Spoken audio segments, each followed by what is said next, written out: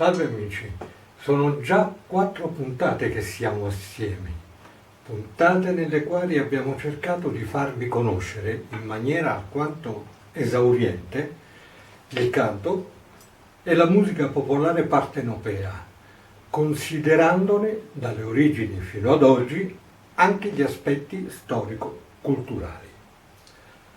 Ma il folklore partenopeo non si limita a quanto esposto, esso abbraccia anche altri aspetti sociali ed antropologici che riguardano fatti, avvenimenti e storie di popolo che, pur avendo anche loro origini ancestrali, sono ancora oggi fortemente attuali e quindi introduciamo questa parte del format a spasso tra miti, leggende ed attualità, che, data l'ampiezza degli argomenti, articoleremo in 2 puntate.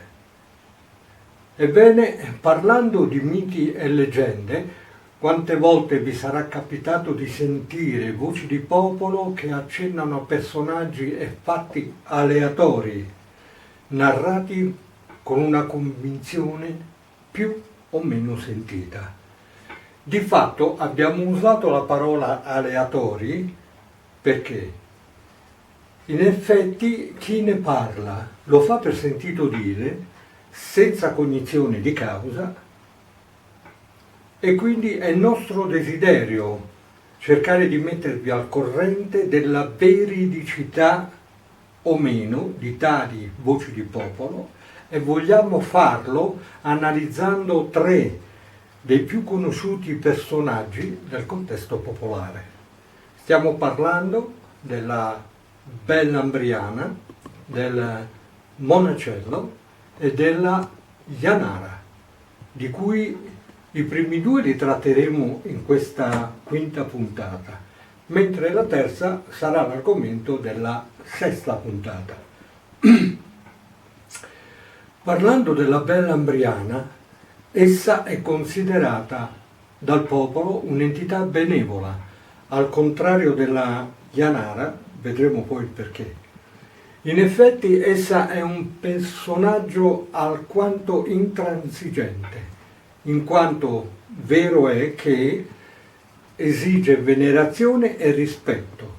In caso contrario la sua ira può essere portatrice di disordini e finanche di morte, ma è anche colei che può essere invocata in caso di bisogno in famiglia.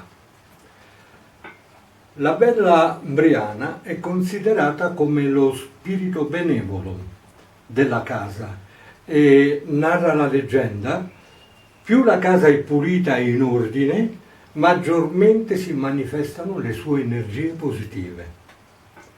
Altri la considerano un angelo che si aggira nei pomeriggi di sole, manifestandosi con l'aleggiare delle tende. Altri affermano ancora che vedendola essa si trasforma in geco o in farfalla.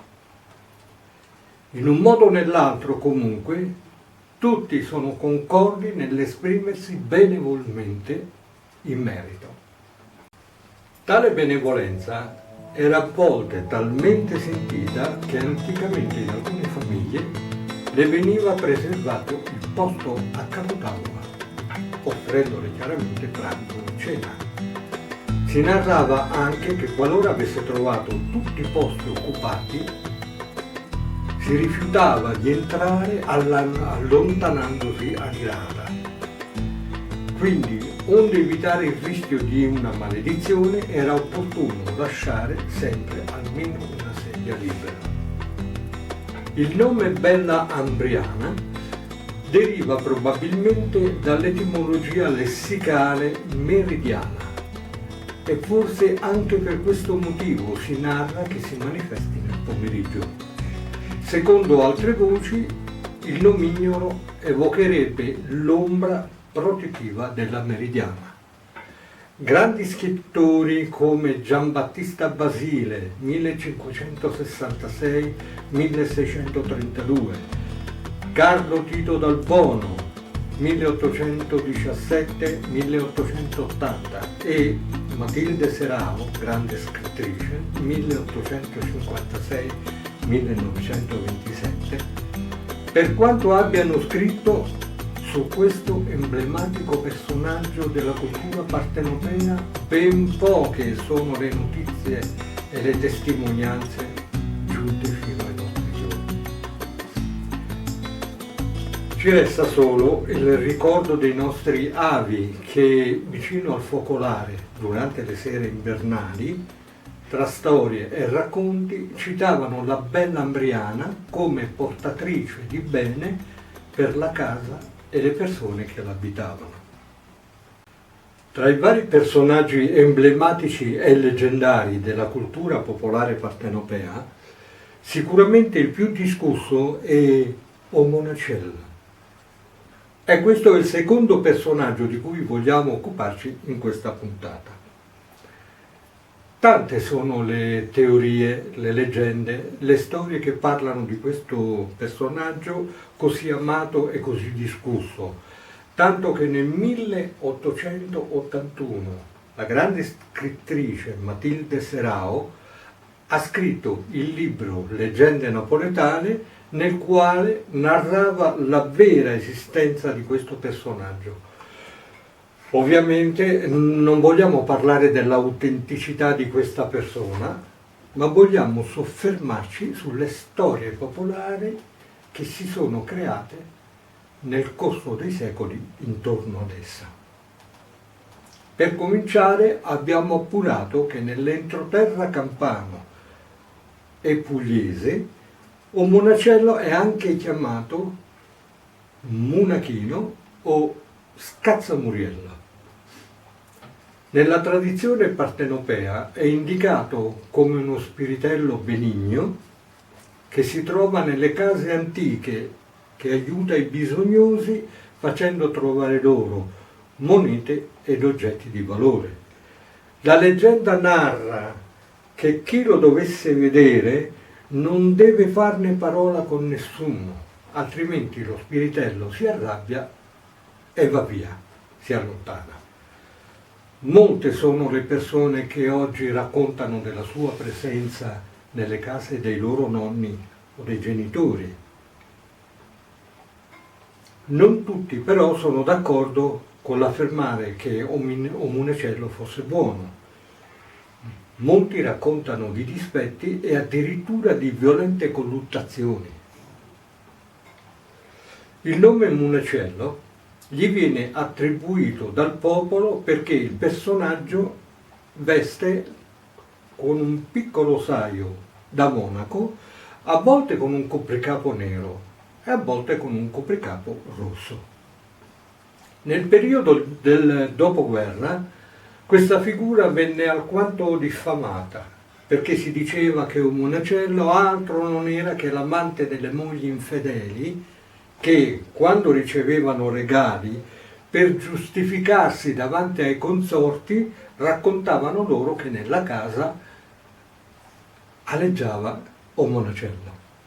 Ma tale storia, di per sé alquanto ridicola, ebbe vita breve.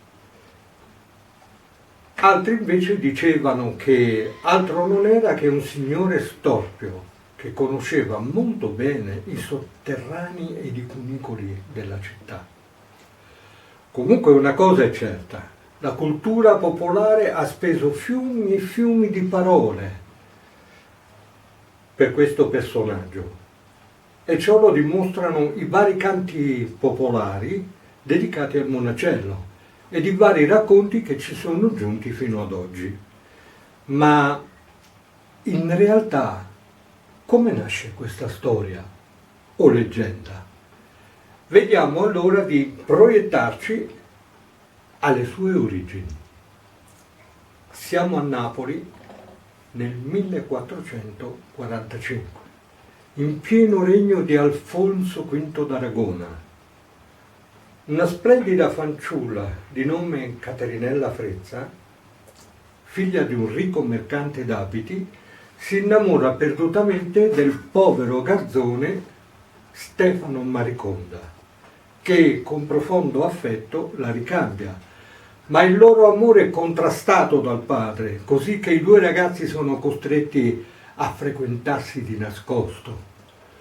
Una sera il padre della fanciulla, per porre fine a questo amore proibito, fa uccidere il ragazzo e lei, per il forte dispiacere, si rinchiude in un convento di frati francescani, dove dopo 9 mesi partorisce il frutto di questo tormentato amore. Nasce così un piccolo bambino malato e deforme, che viene curato e vestito dai monaci, che gli cucivano piccoli sai.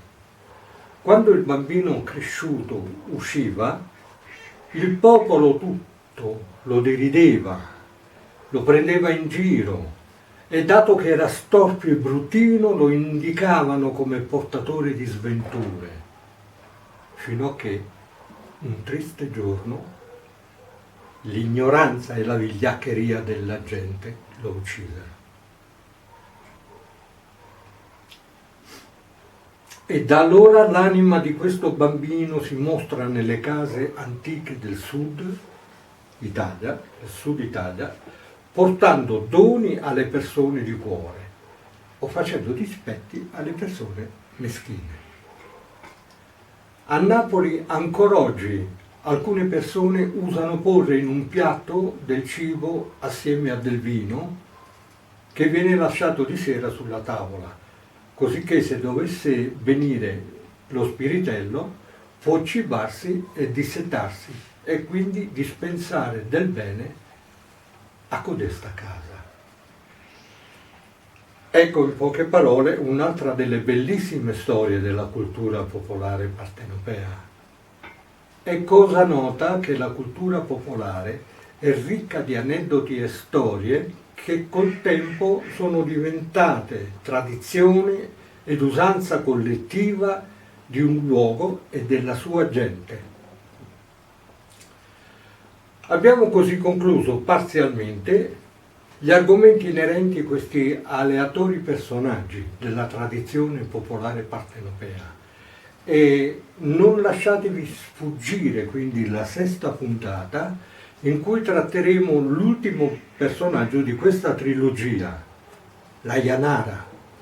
Un abbraccio a tutti voi dal vostro Lello Mengoni. Ciao!